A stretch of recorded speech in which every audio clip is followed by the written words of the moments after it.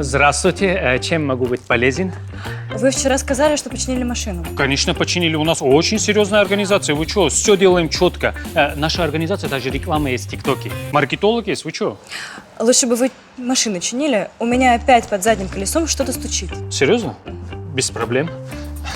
Диагностика же есть? Слышите? Сейчас, подожди. Так, пошлите. Минуточку. О, Алхас, ты что, здесь, что ли?